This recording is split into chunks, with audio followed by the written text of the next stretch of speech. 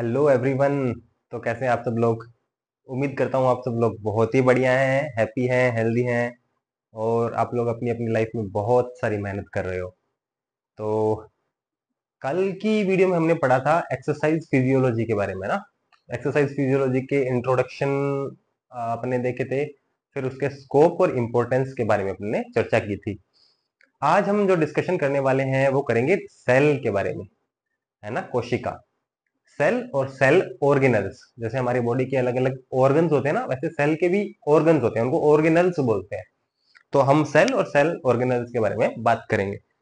तो सबसे पहले सबसे पहले हम बात करेंगे सेल के बारे में। ठीक है।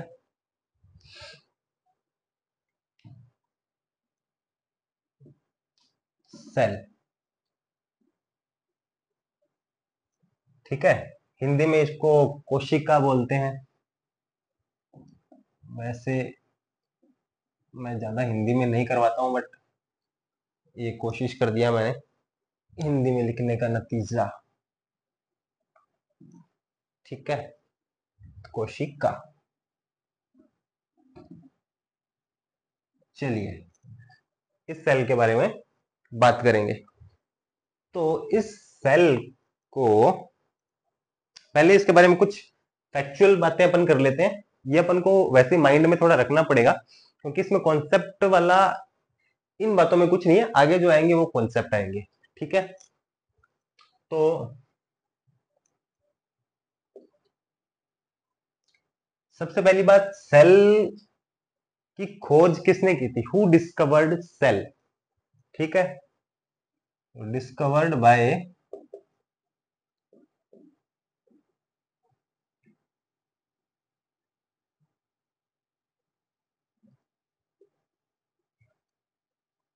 किसने खोज की थी?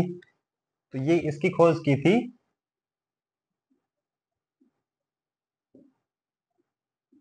रॉबर्ट हुक ने इन 1665। ठीक है, डिस्कवरी किसने की थी? रॉबर्ट हुक ने 1665 में। अब बात करते हैं कि सेल होती क्या है, एक्चुअल में सेल क्या होती है। तो सेल जो है ना, उसको बोलते हैं एक, आप ये मान लो एक यूनिट है ना। एक तो होता है बॉडी का पार्ट, है ना, कुछ कोई पार्ट है मान लीजिए, तो वो इंडिविजुअली कोई काम नहीं कर सकता।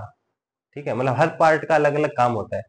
सेल एक ऐसी यूनिट है, यूनिट का मतलब क्या होता है कि उसके अंदर सारे पार्ट आ जाते हैं, है ना। वो पूरा अपना काम खुद से करती है, सारे काम जितना भी होता है। डाइजेशन का काम हो गया, है ना, वेस्ट को रिमूव करना हो गया, एनर्जी प्रोडक्शन हो गया, ऐसे बहुत सारे काम सेल खुद ही करती है।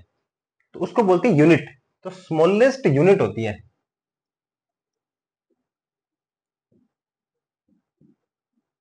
Smallest unit of life. ठीक है, उसको बोलते हैं स्मॉलेस्ट यूनिट। ये एक स्मॉलेस्ट यूनिट है। ठीक है, एक इसको बोलते हैं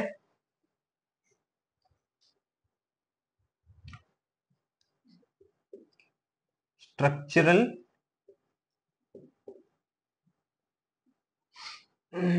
structural and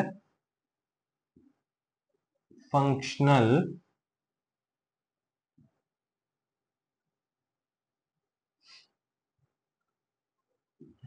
unit of life. Life की स्ट्रक्चरल स्ट्रक्चरल और फंक्शनल यूनिट होती है। और इसको अपन ऐसे ही बोल सकते हैं कि smallest structural and functional unit है। स्ट्रक्चरल और फंक्शनल यूनिट मतलब स्ट्रक्चर के हिसाब से भी सबसे छोटी है, और फंक्शंस के काम करने के हिसाब से भी सबसे छोटी यूनिट है। ठीक है, यूनिट। ठीक है, और इसके बारे में एक सेकेंड।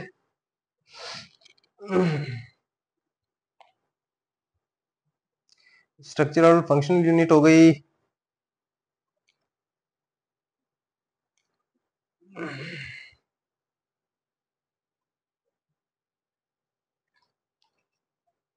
ठीक है। एक स्मॉलेस्ट यूनिट, इसमें एक चीज रह गई, मतलब इसको जो चीज मैंने बताई थी आपको वही मैं इधर लिख रहा हूं, कैन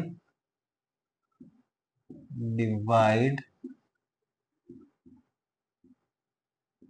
मल्टीप्लाई, एक चीज और है इसके अंदर, respond to stimuli, respond to stimuli, मतलब खुद डिवाइड कर सकती है, खुद को मल्टीप्लाई कर सकती है, एक से ज्यादा सेल बना सकती है खुद से ही, खुद की कॉपी बना सकती है मतलब। और जो एनवायरनमेंट से कोई स्टिमुलाई मिलता है, मतलब कोई साउंड हमें सुनाई देता है या कोई टच हमें मिलता है ना, ऐसे स्टिमुलाई मिलते हैं तो उनके ऊपर ये रेस्पॉन्ड कर देती है ना। कुछ सुनेंगे तो अपन उसका रिप्लाई करेंगे, है ना, कुछ टच होगा तो फिर उसका रेस्पॉन्स देंगे, तो ऐसे रेस्पॉन्ड कर देती है। ठीक है। अब है इसके स्मॉलेस्ट सेल कौन सी होती है। ठीक है।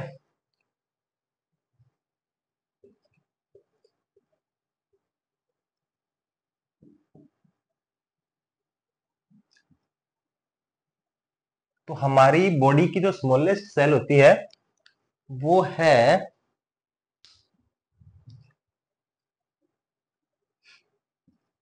Sperm cell.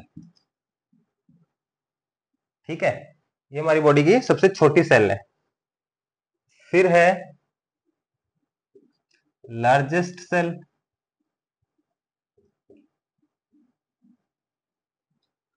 लार्जेस्ट सेल कौन सी है, ओवम। ठीक है, या इसको एग सेल भी बोल देते हैं। ठीक है, ये स्मॉलेस्ट सेल हो गई, ये लार्जेस्ट सेल हो गई। अब अगर कभी पूछ ले आपसे कि स्मॉलेस्ट ऑर्गन कौन सा है, ठीक है, एक second,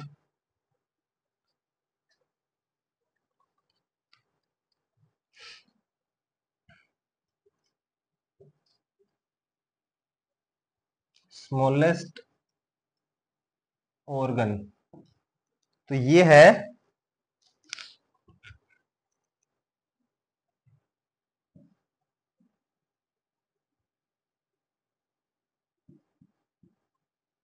pineal gland.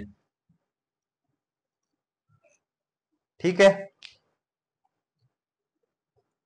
Pineal gland जो हमारे हेड में होती है, हमें पता ही है, तो वो है स्मॉलेस्ट ऑर्गन, सबसे छोटी ग्लैंड होती है पीनियल ग्लैंड, तो ये है स्मॉलेस्ट ऑर्गन। अब अगर हमें पूछते हैं largest organ,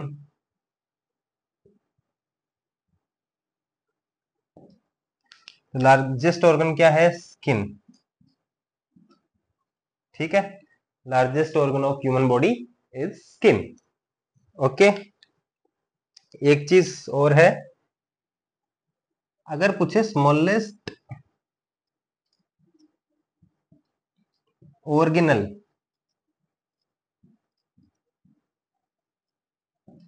smallest organelle, organelle का मतलब मैंने अभी बताया था कि जैसे हमारी बॉडी के अंदर ऑर्गन्स होते हैं, वैसे ही सेल के अंदर बहुत सारे ऑर्गन्स होते हैं, उनको क्या बोलते हैं, ऑर्गेनल्स, बहुत सारे जो पार्ट होते हैं। तो स्मॉलेस्ट जो ऑर्गेनल है वो है राइबोसोम। ठीक है, इसको प्रोटीन फैक्ट्री भी बोलते हैं, ये प्रोटीन का प्रोडक्शन करते हैं, यहीं से प्रोटीन बनता है, तो ये है राइबोसोम। तो ये सारे कुछ फैक्ट्स हो गए सेल के बारे में। डिस्कवरी किसने की, रॉबर्ट हुक ने की इन 1665, sorry. Smallest unit of life होती है, ये अपने आप को डिवाइड कर सकती है, मल्टीप्लाई कर सकती है और किसी स्टिमुलाई के ऊपर रेस्पॉन्ड कर सकती है। फिर है structural and functional unit of life होती है। स्मॉलेस्ट सेल कौन सी होती है, स्पर्म सेल। एक सेकेंड, स्मॉलेस्ट सेल कौन सी होती है, स्पर्म सेल। फिर है लार्जेस्ट सेल कौन सी होती है, हो गई अभी ओवम, जिनको एग सेल भी बोलते हैं। फिर आती है कि स्मॉलेस्ट ऑर्गन कौन सा है, तो पीनियल ग्लैंड। और लार्जेस्ट ऑर्गन हमारी स्किन। और लास्ट में स्मॉलेस्ट ऑर्गेनल अगर पूछते हैं तो वो है राइबोसोम। ठीक है जी, डन। थोड़ा सा मैं इन चीजों को हाईलाइट कर देता हूँ कि मिक्सअप ना हो जाए ये।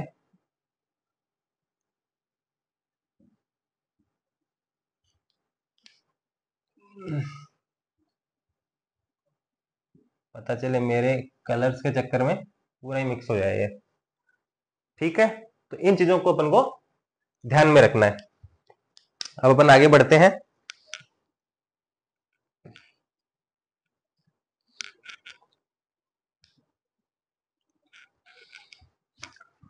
अब जो चीज अपन को पढ़नी है, अपने फैक्चुअल चीजें हो गई है।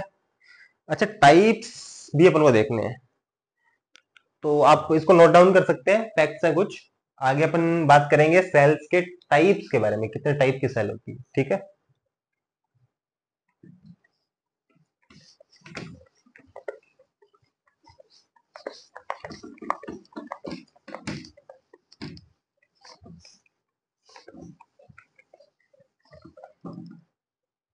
चलिए। तो अब अपन देखते हैं टाइप्स ऑफ सेल।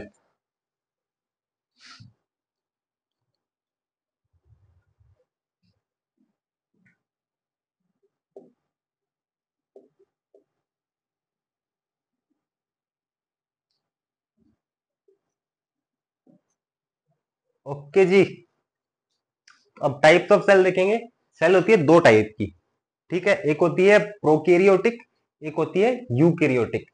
प्रोकैरियोटिक वो होती है जो कि सिंगल, जो ऐसे बोल लीजिए कि जो बीइंग है ना, जो सिंगल सेल वाले होते हैं ना, जो भी बीइंग होते हैं, जैसे बैक्टीरिया होता है ना, एक और भी बोलते हैं अमीबा होता है ना, जो सिंगल सेल वाले होते हैं, वो उनको बोलते हैं प्रोकैरियोटिक। और जो मल्टीपल सेल वाले होते हैं, जैसे हम ह्यूमन बीइंग है, एनिमल्स हैं, है ना, प्लांट्स भी हैं, तो वो होते हैं eukaryotic.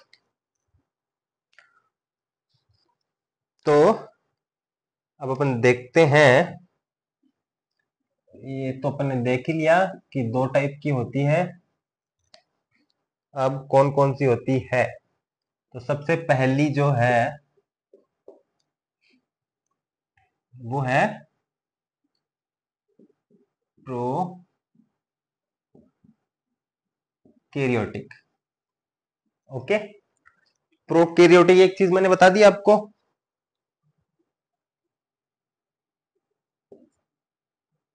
Single cell.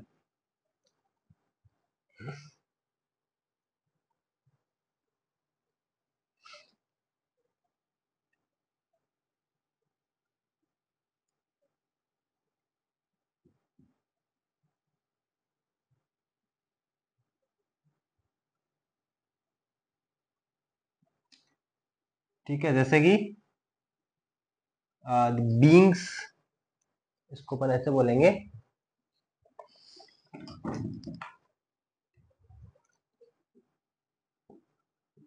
Beings with single cell, single cell. ठीक है,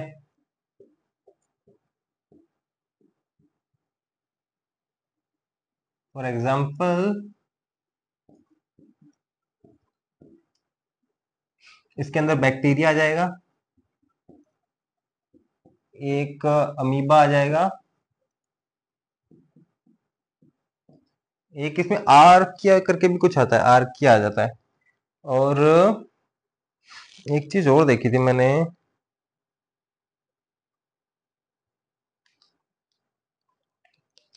बैक्टीरिया, अमीबा, एक आर्किया भी बोलते हैं, आर्किया एटसेट्रा, जो सिंगल सेल वाले बींग होते हैं ना, तो उनको प्रोकैरियोटिक में आते हैं। एक इसकी और खासियत होती है कि इसमें न्यूक्लियस नहीं होता है। ठीक है, इन सेल्स के अंदर न्यूक्लियस नहीं होता है।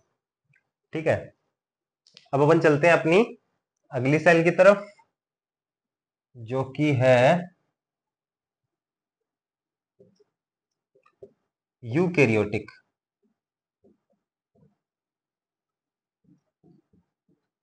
ओके,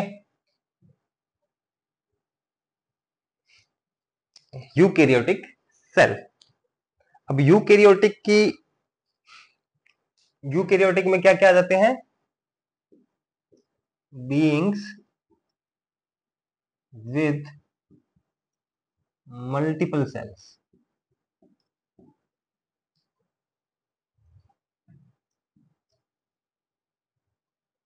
ठीक है, तो ये आते हैं यूकैरियोटिक वाले टाइप ऑफ सेल में। तो जो मल्टीपल सेल्स होती है जिनके अंदर, उनके अंदर यूकैरियोटिक सेल्स होती हैं। इसके एग्जांपल्स अपन देख लेते हैं।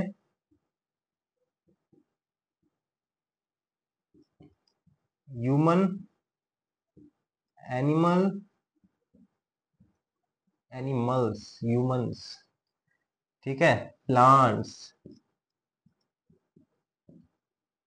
Fungi, etcetera. Humans, animals, plants, fungi, ये सब जो होते हैं ये आते हैं यूकैरियोटिक में। और एक जो अपन ने देखी थी, हैव न्यूक्लियस। ओके, इनके अंदर न्यूक्लियस पाया जाता है। ठीक है, तो टाइप्स ऑफ सेल देखेंगे, दो तरह की हो गई, प्रोकैरियोटिक और यूकैरियोटिक। प्रोकैरियोटिक में जो सिंगल सेल वाले बींग होते हैं, और जैसे बैक्टीरिया हो गया, अमीबा हो गया, आर्किया हो गया, और इनके अंदर न्यूक्लियस नहीं पाया जाता है। और यूकैरियोटिक में वो मल्टीपल सेल्स वाले बींग हो गए, जैसे ह्यूमन बींग, प्लांट्स, फंजाई, ये सब आ गए, और इसके अंदर न्यूक्लियस पाया जाता है। ठीक है, आप इसको नोट डाउन कर लो, स्क्रीनशॉट ले लो, लेना है तो। अब अपन चलेंगे आगे का, अगर अपन देखें, ठीक है, तो अभी सेल का जो मोटा मोटा अपना काम है वो हो चुका है।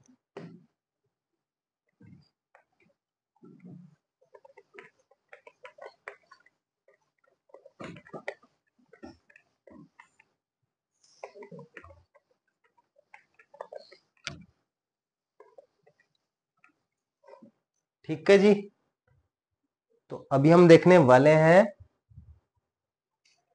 सेल ऑर्गेनल्स के बारे में। ठीक है, तो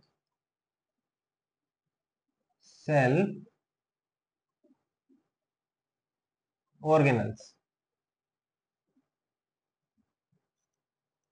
जो सेल के अंदर के ऑर्गन्स होते हैं, इनके बारे में देखेंगे।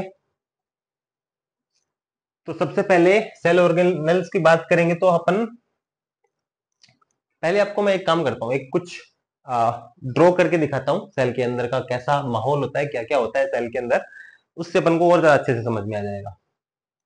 ठीक है, तो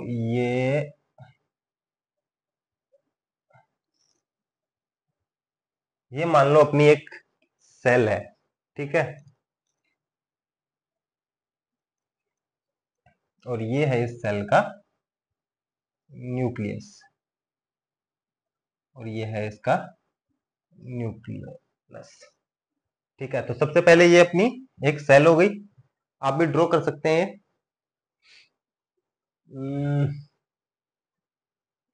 ये अपनी सेल हो गई। ठीक है, अब सेल जो ये वाला बाहर वाला पार्ट अपन ने बनाया है वो है सेल मेम्ब्रेन। ठीक है, इसको बोलते हैं सेल मेम्ब्रेन। ठीक है, अब कोई भी, क्योंकि ये एक ऐसे मान लो कि एक कवच है सेल का, ठीक है, इसके अंदर सब कुछ है।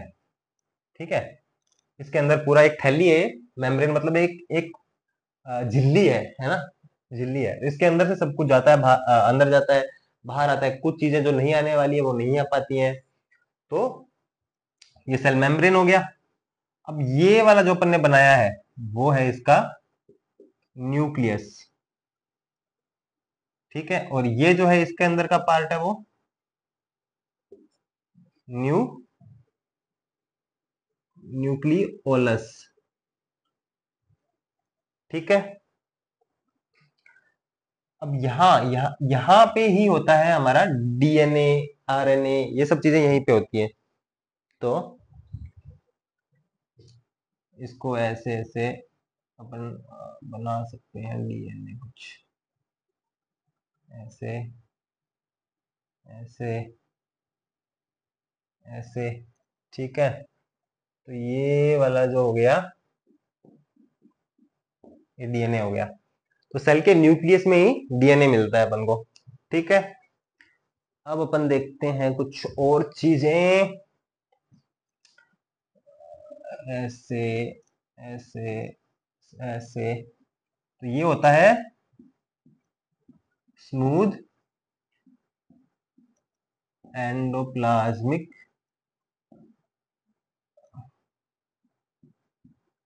रेटिक्यूलम। स्मूथ एंडोप्लाज्मिक रेटिक्यूलम, इसको बोलते हैं स्मूथ एंडोप्लाज्मिक रेटिक्यूलम। ये इसके फंक्शन क्या है वो सब अपन बाद में देखेंगे, पर अभी अपन को सिर्फ ये देखना है। ठीक है, इसके बाद इसके अंदर मिलेंगे अपन को, इसी कलर से मैं बना देता हूं।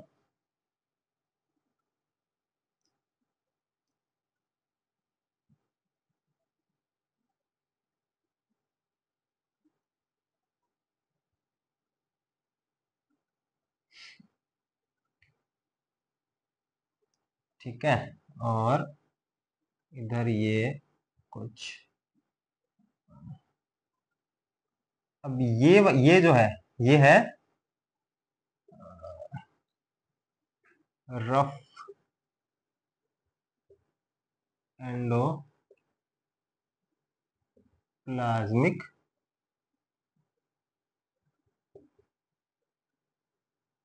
रेटिकुलम। ठीक है, ये है रफ एंडोप्लाज्मिक रेटिकुलम और ये है स्मूथ एंडोप्लाज्मिक रेटिकुलम। अब अपन देखेंगे इसमें डिफरेंस क्या है। तो डिफरेंस है इस चीज का, डिफरेंस किस चीज का है, इस चीज का। ये इसी कलर से बनाता हूँ, ग्रीन से ही। ये जो है, ये जो दाने दाने अपन को दिख रहे हैं ना, ये है हमारे राइबोसोम्स। ठीक है, तो ये दाने वाले हो गए राइबोसोम्स। और ये अब चक्कर क्या है कि जो एंडोप्लाज्मिक रेटिकुलम है, इस वाले के ऊपर तो राइबोसोम चिपके हुए हैं। ठीक है, इसकी वजह से ये रफ एंडोप्लाज्मिक रेटिकुलम कहलाता है। और यहाँ पे चिपके हुए नहीं है, इसकी वजह से इसको बोलते हैं स्मूथ एंडोप्लाज्मिक रेटिकुलम। ठीक है, अब यहाँ पे कुछ और चीजें अपन देख लेते हैं। यहाँ पे है ये ऐसे ऐसे ऐसे कुछ। ठीक है, तो इसको बोलते हैं गोल्जी एपरेटस।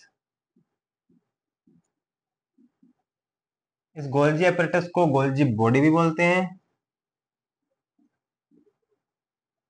और इसी को गोल्जी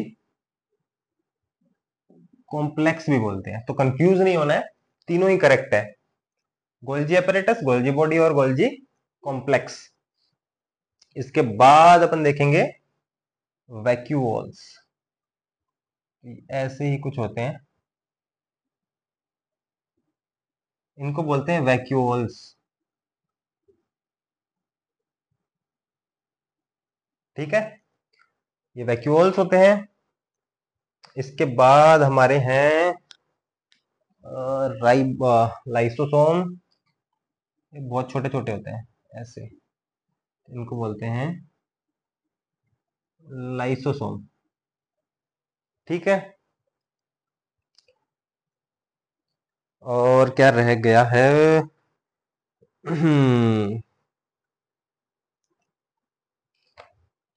एक बहुत अच्छी चीज तो रह गई,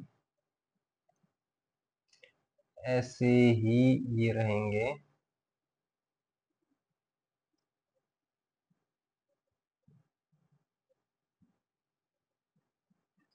ठीक है, तो ये है माइटोकॉन्ड्रिया। ठीक है, ये होता है माइटोकॉन्ड्रिया। इसके अलावा लाइसोसोम आ गया।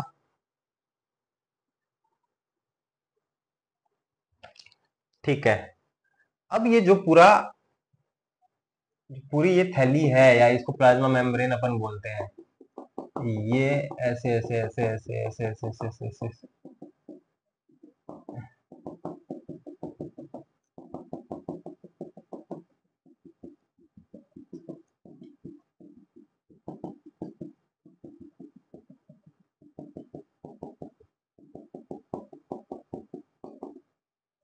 ठीक है। अब ये यहाँ पे क्या हुआ है, पूरा पानी भरा हुआ है, ये समझ लो आप। ठीक है, इसको क्या बोलेंगे, इसको बोलेंगे साइटोप्लाज्म। मतलब इस पानी को बोलते हैं प्लाज्मा बोलते हैं। ठीक है, साइटोप्लाज्म, पानी से थोड़ा थिक होता है ये हो गया हमारा साइटोप्लाज्म। अब इसका काम क्या होता है, अब देखो इतनी सारी चीजें भरी हुई है यहाँ पे, है ना, एक थैली में बहुत सारी चीजें भरी हुई है। अगर अब उन चीज अगर वो हिलेगी चीजें तो आपस में टकराएंगी, टकराएंगी तो डैमेज होगा कुछ ना कुछ। तो उससे बचने के लिए यहाँ पे ये वाला प्लाज्मा होता है, साइटोप्लाज्म होता है, ताकि चीजें अपनी जगह से हिले नहीं, है ना, बहुत स्मूथ उसके अंदर मूवमेंट हो, बहुत ऐसे हलचल ना मची हो कि टूट रहा है आपस में सामान, है ना। इसके लिए ये चीजें होती है। तो आप भी ये बनाओ मेरे साथ, और आप खुद भी ट्राई करो बनाने का। तो हमने ये सारी चीजें देख ली, अब अपन चलेंगे, अब इन एक एक को अपन समझते हैं कि ये होते क्या है। ठीक है जी।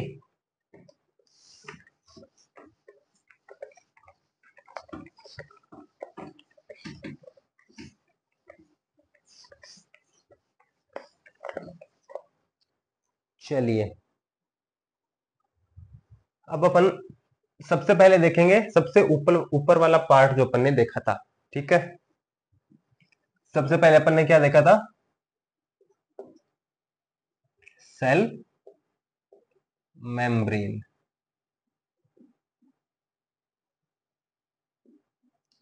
ठीक है, तो सेल मेम्ब्रेन जो है, इसका काम होता है ट्रांसपोर्टेशन ऑफ, एक सेकेंड,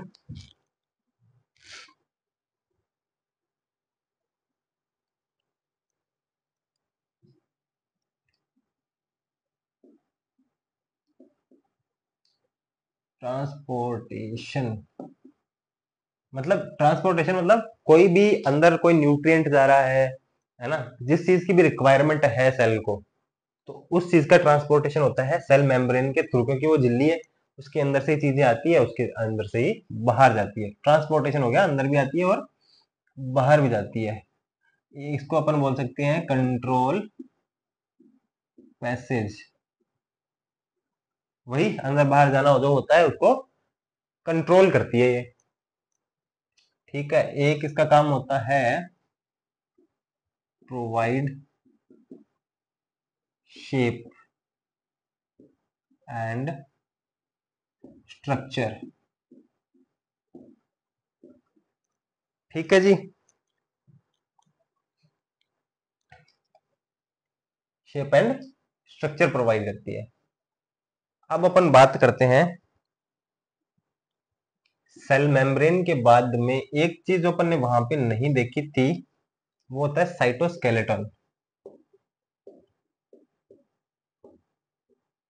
ये वैसे अपन देख भी नहीं सकते थे, क्योंकि ये बनाना थोड़ा सा ट्रिकी भी है, और इसको बनाने का कोई मतलब भी नहीं है, वो भी दिखता भी नहीं है सेल में। ये क्या होता है, हमारी बॉडी का जो स्केलेटन है ना, ये क्या करता है, ये भी हमें फॉर्म देता है ना एक, कि हमारी बॉडी किस तरह से दिखेगी। ठीक है, उसके ऊपर से मसल्स और जो भी ऑर्गन्स वगैरह है वो सारी चीजें लगी हुई है, बट ये क्या करता है, हमें फॉर्म देता है। उसके अलावा मूवमेंट में भी काम आता है, सेल के मूवमेंट में भी। ठीक है, तो provide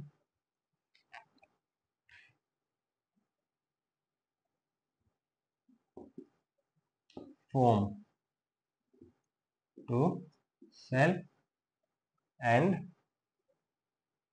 helps in movement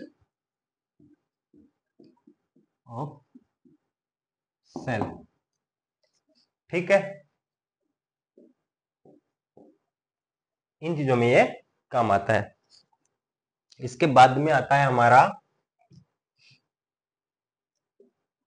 mitochondria.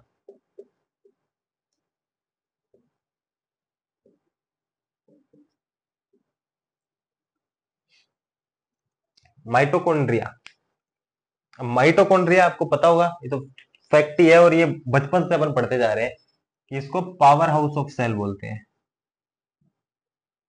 Power house of cell, power house of cell इसको बोला जाता है। और पावर हाउस ऑफ सेल इसको क्यों बोला जाता है, क्योंकि ये क्या करता है, जो ऑक्सीजन जो आती है बाहर से वो इसी के अंदर आती है माइटोकॉन्ड्रिया में, यही उसको लेता है और ये उस ऑक्सीजन के थ्रू एनर्जी बनाता है। ठीक है, और वो एनर्जी फिर पूरी सेल में सप्लाई हो जाती है। तो इसको बोलते, एक की सेल रेस्पिरेशन,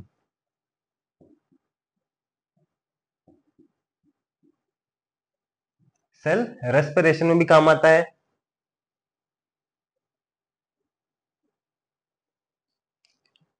मैं पूरा एक बार लिख देता हूँ आपको अच्छे से, ताकि लिखने में आपके, आप साथ साथ में नोट करोगे तो आपको दिक्कत नहीं होनी चाहिए।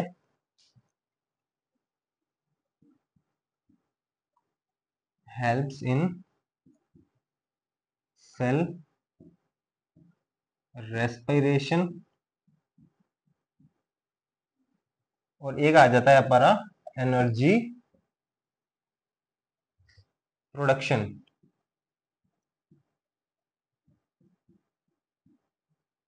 ठीक है,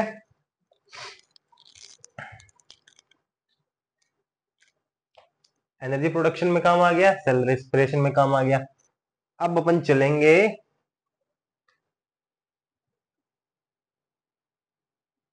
राइबोसोम की तरफ। ये राइबोसोम भाई साहब क्या है?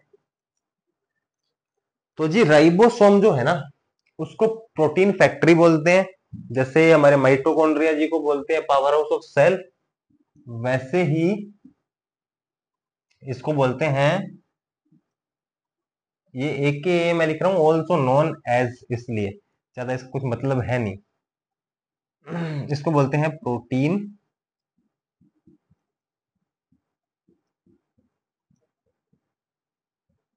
फैक्ट्री। प्रोटीन फैक्ट्री बोलते हैं। प्रोटीन फैक्ट्री इसको क्यों बोलते हैं, कि हेल्प्स इन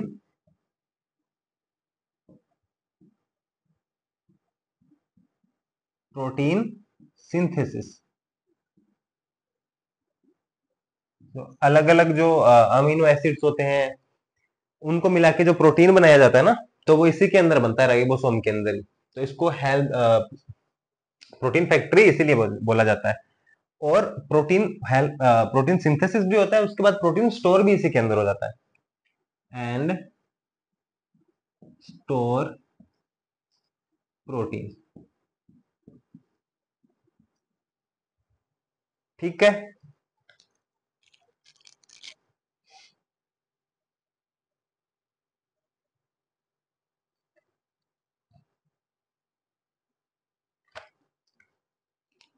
अब अपन ने देखा था, सॉरी, अब अपन ने देखा था एंडोप्लाज्मिक रेटिकुलम।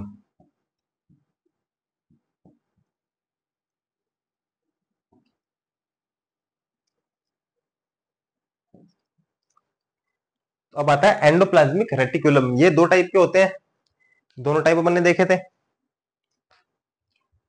देख लेते हैं। एक था रफ,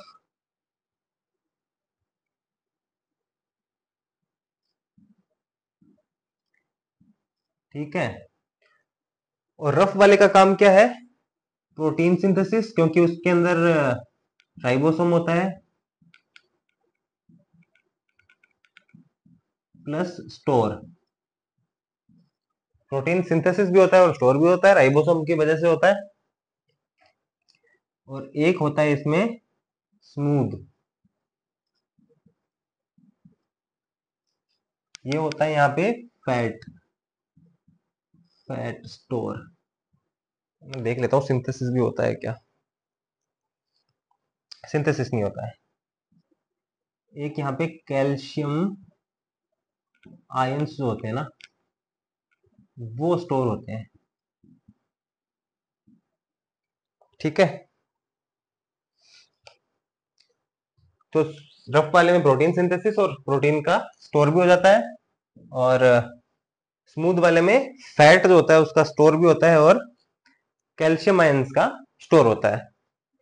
ठीक है, इन चीजों को आप नोट कर लो, फिर अपन आगे चलेंगे।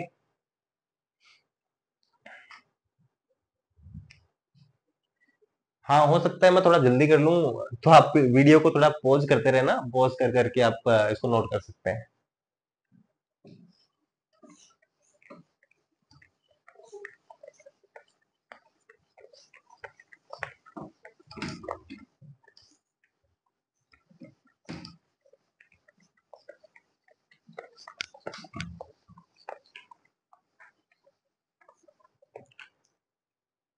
अब अपन चलते हैं हमारे अगले प्रोडक्ट की तरफ, जो कि है लाइसोसोम।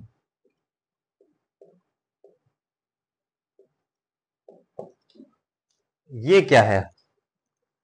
तो लाइसोसोम जो होते हैं ना, उनको बोलते हैं, ये एक्चुअली कोई भी, अगर मान लो कोई भी ऑर्गेनल है, बाकी जितने भी ऑर्गेनल है मान लो वो खराब हो गए, जो राइबोसोम खराब हो गया या एंडोप्लाज्मिक रेटिकुलम खराब हो गया, गोल्गी बॉडी खराब हो गई, तो न्यूक्लियस इसको क्या बोलेगा कि भाई उसको खत्म कर दो, है ना, उसको खत्म कर दो, वो खराब हो गया और दूसरों को भी खराब करेगा, है ना।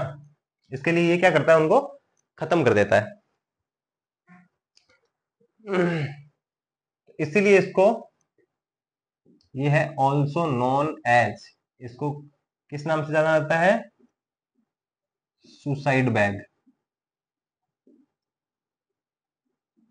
इसको सुसाइड बैग भी बोलते हैं और इसको क्लीन अप क्रू भी बोलते हैं।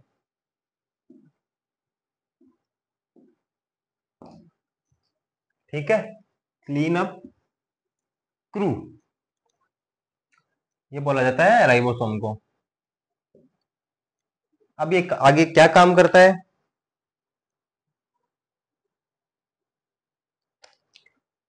तो एक तो जैसे मैंने आपको बताया कि ये डाइजेस्ट कर देता है। ठीक है, और जो वेस्ट होते हैं उनका ब्रेक डाउन कर देता है।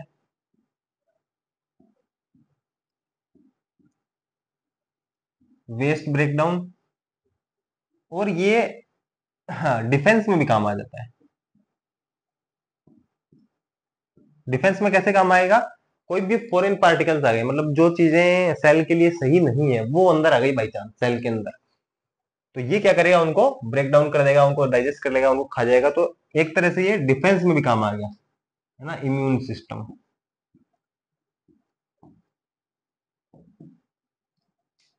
तो ये इम्यून सिस्टम में भी काम आ जाता है। ठीक है जी, अब इसके बाद चलते हैं हम अपने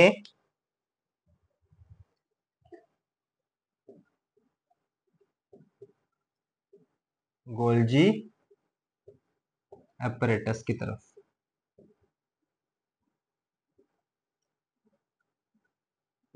ठीक है, गोल्जी एपरेटस, बाकी मैंने आपको बताया था गोल्जी बॉडी, गोल्जी कॉम्प्लेक्स, यहां में लिख देता हूं मैं, गोल्जी बॉडी, गोल्जी कॉम्प्लेक्स। ठीक है, अब अपन देखते हैं कि ये क्या होता है।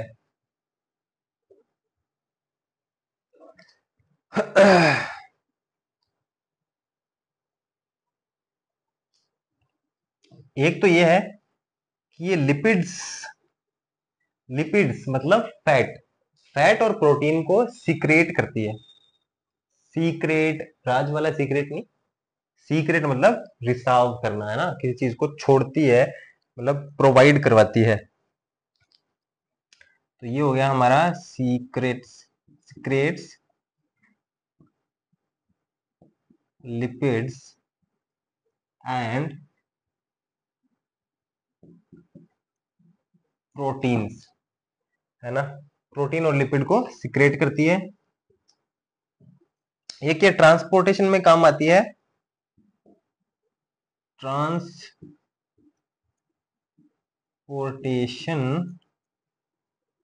Inside and outside of cell. ये कैसे काम आएगी? अब जैसे कोई चीज चाहिए, पहले बात तो इनसाइड सेल की बात करते हैं। ट्रांसपोर्टेशन इनसाइड, इनसाइड का मतलब सेल के अंदर ही, मतलब अपन को कोई, जैसे ये लिपिड है, प्रोटीन है, या कोई न्यूट्रिएंट है, उसकी जरूरत पड़ गई सेल के अंदर ही, तो ये क्या करेगी, उनको ट्रांसपोर्ट करेगी, एक जगह से दूसरी जगह लेके जाएगी, उसको देगी, इसको देगी। तो ये काम करेगी इनसाइड द सेल। एंड फिर आते हैं अपन आउटसाइड द सेल में। ये इनसाइड हो गया और ये आउटसाइड हो गया। आउटसाइड आउटसाइड द सेल मतलब अगर दूसरी किसी सेल को जरूरत है, कोई दूसरी सेल है और उसको जरूरत है किसी न्यूट्रिएंट की, है ना, कोई भी चीज की, जो ये प्रोवाइड करवा सकती है, लिपिड्स, प्रोटीन, जो भी है, तो ये उस सेल से बाहर जाके, है ना, जो अपन ने देखी थी सेल मेम्ब्रेन देखी थी, उससे बाहर जाके ये उस सेल को ये प्रोवाइड करवा सकती है। एनर्जी प्रोवाइड करवानी है ना, कुछ भी, तो ये करवा सकती है। एक चीज मैं आपको और बता देता हूं, जो अपन ने देखी थी ना सेल मेम्ब्रेन, सेल मेम्ब्रेन, इसको प्लाज्मा मेम्ब्रेन भी बोल देते हैं, प्लाज्मा मेम्ब्रेन। तो ये आप वहां पे लिख लेना, है ना, कहीं नाम आपको हो सकता है कि प्लाज्मा मेम्ब्रेन मिल जाए सेल मेम्ब्रेन की जगह, तो ये दोनों ही करेक्ट है। ठीक है, ये हो गया also known as cell membrane और प्लाज्मा मेम्ब्रेन, ये एक ही चीज है। ठीक है, अब गोल्जी अपरेटस अपना हो चुका है। इसके बाद लाइसोसोम हो गया हमारा, माइटोकॉन्ड्रिया हो गया, साइटो, ठीक है। अब अपन बात करते हैं साइटोप्लाज्म के बारे में। इसके बाद आ गया हमारा साइटोप्लाज्म। ठीक है, साइटोप्लाज्म मैंने आपको बताया ही था कि सारे जो ऑर्गन्स हैं वो आपस में टकराए नहीं, उसके लिए एक प्लाज्मा होता है सेल के अंदर में, पानी भरा होता है ना, तो उसको बोल देंगे अपन साइटोप्लाज्म। साइटोप्लाज्म का वैसे तो इसके अंदर क्या होता है, एक तो ये चीज होती है कि ऑल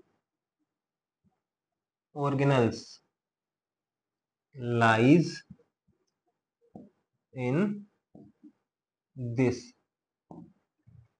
तो जितने भी ऑर्गेनल्स होते हैं वो सारे इसके अंदर ही होते हैं, सीधी सी बात है। एक चीज इसके अंदर और क्या होती है,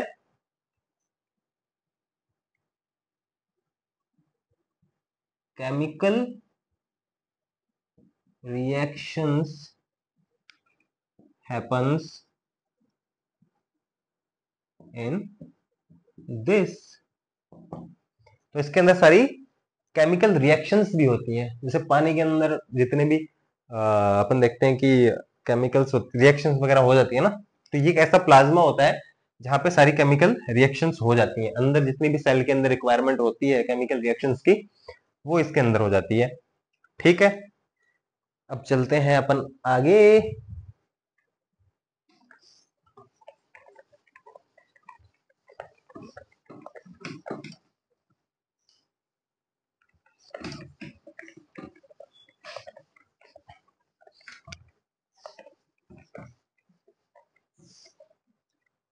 ठीक है जी, चलिए फिर ये अपना हो गया। अब अपन बात करेंगे सेंट्रियोल के बारे में। तो ये है ना बेसिकली सेल डिवीजन में काम आता है। अपन को पता है कि सेल मल्टीप्लाई हो जाती है, एक से दो बन जाती है, फिर दो से फिर वो और दो बना लेगी, है ना, ऐसे उनके मल्टीप्लीकेशन होते रहते हैं, वो अपनी कॉपी बनाती रहती है। तो जब वो सेल की कॉपी बनती है, जब डिवाइड होती है, तो उस टाइम पे ये बहुत काम आता है सेंट्रियोल। तो ये क्या करता है, ये डिसाइड करता है कि कैसे कॉपी बनाएगी सेल अपनी, है ना, कैसी किस तरह से बनाएगी, वो सब इसी ये कंट्रोल करता है वो। तो इसका तो सीधा सा है कि crucial role in cell division, division, ठीक है। सेल डिवीजन में इसका क्रूशियल रोल होता है। सेल डिवीजन मतलब वही हो गया जो मैंने बताया था आपको। अब एक होता है माइक्रोविलाई।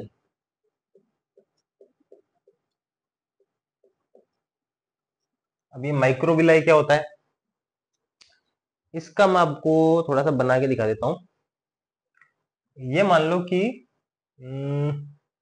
इसको यहां पे बना देता हूं मैं। जैसे अपनी ये सेल थी, छोटा सा बना देता हूं, ये सेल है, ठीक है। अब इस सेल के अंदर क्या होता है, अब इसको कुछ चीजें एब्जॉर्ब करनी होती है ना, तो ये क्या करेगा, ऐसे कुछ प्रोजेक्शंस निकली होती हैं इसके अंदर, जैसे ये ऐसी नहीं होती सीधी, इसके अंदर ये कुछ प्रोजेक्शंस ऐसे ऐसे निकली होगी ये, है ना, फिर ये यहाँ पे फिर कुछ हो जाएगा, ऐसे ऐसे निकली होंगी ये, ठीक है। तो ये जो प्रोजेक्शंस होती है ना निकली हुई, इनको बोलते हैं माइक्रोविलाई। ये होती है माइक्रोविलाई, ठीक है। वो अपना न्यूक्लियस और ये सब हो ही गया, ये सारे जो ऑर्गन्स थे इसके अंदर, ये एंडोप्लाज्मिक रेटिकुलम हो गया हमारा, है ना, ये माइटोकॉन्ड्रिया हो गया हमारा, ठीक है। तो ये होती है माइक्रोविलाई। अब माइक्रोविलाई का क्या काम क्या होता है, एक तो क्या करती है, ये इंक्रीज सरफेस एरिया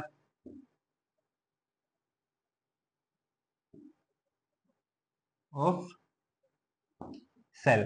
जो सेल का सरफेस एरिया होता है ना, वो बढ़ा देती है ये। अब जैसे अगर ये यहां से ऐसे सीधा जाता तो बहुत छोटा एरिया होता ना, लेकिन ये ऐसे ऐसे ऐसे ऐसे हो गई, तो ये एरिया जो है सरफेस का एरिया ना वो बढ़ गया, ज्यादा चीजें ये एब्जॉर्ब कर सकती है अपने अंदर। तो ये एक तो ये चीज हो गई। एक क्या करती है, एब्जॉर्प्शन का मैंने बता ही दिया, एब्जॉर्प्शन ये ना,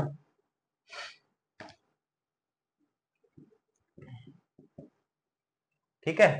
तो ये इसका काम होता है। और जो ये जो होती है ना स्ट्रक्चर, अब ये देखो ये फिंगर्स की तरह लग रही है ना अपन को, उंगलियों की तरह लग रही है, तो ये क्या होती है, स्मॉल,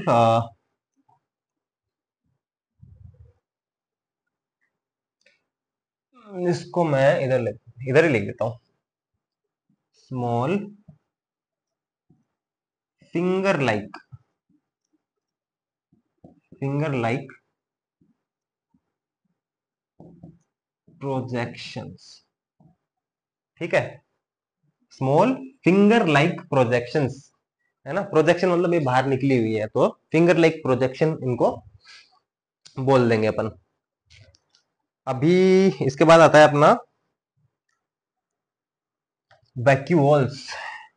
ये आ गया हमारा वैक्यूल्स, ठीक है जी।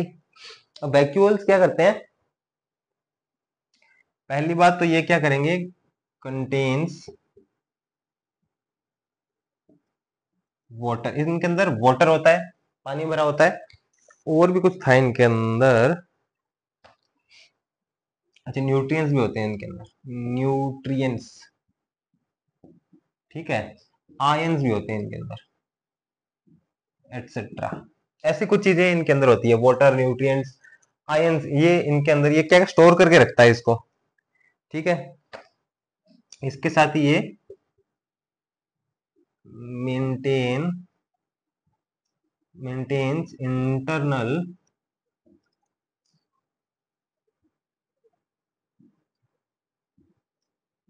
प्रेशर, जो अंदर का जो प्रेशर होता है ना सेल के अंदर का, वो मेंटेन करके रखता है।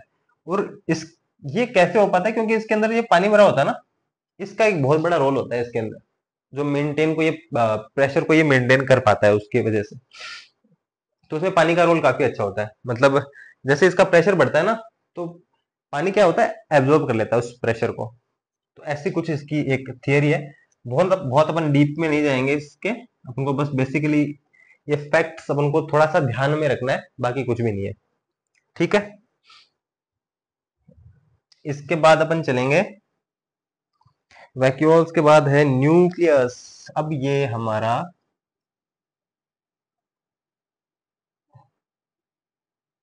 न्यू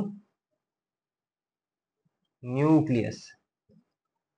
अब ये तो अपन को सबको पता ही है, ये तो दिमाग है पूरा, है ना। पूरा सेल का ये दिमाग है, यही कंट्रोल करता है पूरी सेल को। इसके बारे में तो लिखें क्या, ये तो बोलते हैं ना कि ये पापा है, ये तो हमारे, तो ये सेल के पापा हैं। तो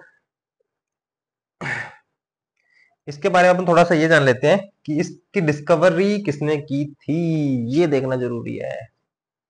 तो डिस्कवर्ड बाय, एक तो ये डिस्कवर किसने किया, तो ये डिस्कवर जो किया, एक मिनट,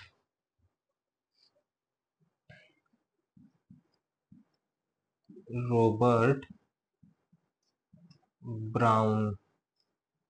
ठीक है, रॉबर्ट ब्राउन ने इसको डिस्कवर किया इन 1830, अगर मैं गलत नहीं हूं तो 1831, ये मुझे डाउट लग रहा था थोड़ा सा। ठीक है, तो 1831 में रॉबर्ट ब्राउन ने इसको डिस्कवर किया था। इसके बाद है, अब ये क्या करता है, फॉर्म करता है आरएनए, डीएनए, राइबोसोम, इनको ये फॉर्म करता है। आरएनए, डीएनए, राइबोसोम, और भी शायद कुछ बनाता होगा। तो मोटा मोटा अपन को यही देखना है, आरएनए, डीएनए और राइबोसोम को ये बनाता है। और जो सबसे बड़ी बात है वो तो है ही कि इसको बोलते हैं कंट्रोल सेंटर ऑफ,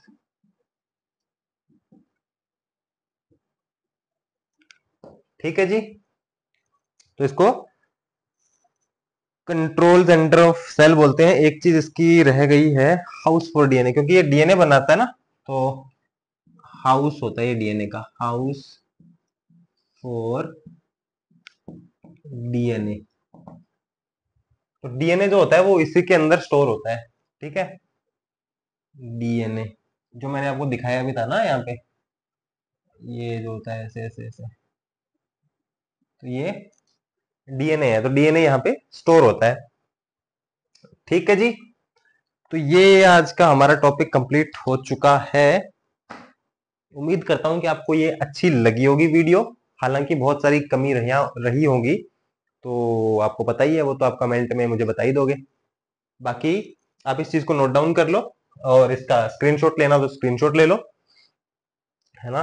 तो आज अपन ने पढ़ लिया सेल और सेल ऑर्गेनल्स के बारे में। अब कल अपन बात करेंगे टिश्यूज के बारे में।